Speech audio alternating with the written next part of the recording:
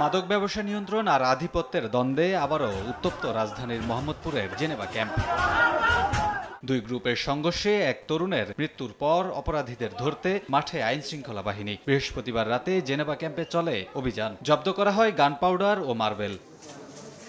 Police বলছে, Geneva camp ঘনবসতিপূর্ণ হওয়ায় বেগ পেতে হয় আসামিদের ধরতে। অপরাধীরা বিভিন্ন গ্রুপে উপগ্রুপে বিভক্ত থাকায় আসামিদের তাৎক্ষণিক শনাক্ত করা ছিল চ্যালেঞ্জিং। মাদকের যে স্পটগুলো আছে, এইগুলো স্পটগুলো আমরা দরজা জানলা ভেঙে দিছি।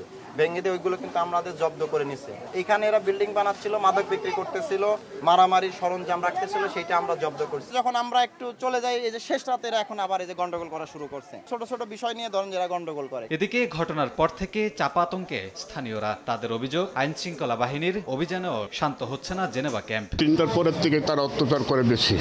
আচ্ছা, কি করে? আইসা ওই যে কোপায়, হিট মারে, বম মারে।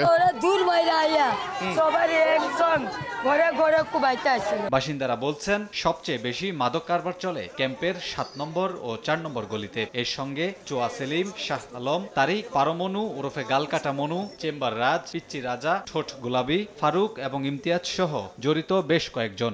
সোদপুরিয়া গ্রুপ ওই সাইডে থাকে, পারমনু, পিচ্চি রাজা, এরা সব মিলাই এলাকা নিতে চায়। গেল 6 মাসে জেনেভা ক্যাম্প থেকে 1000-এর বেশি অপরাধীকে গ্রেপ্তার করেছে যৌথ বাহিনী।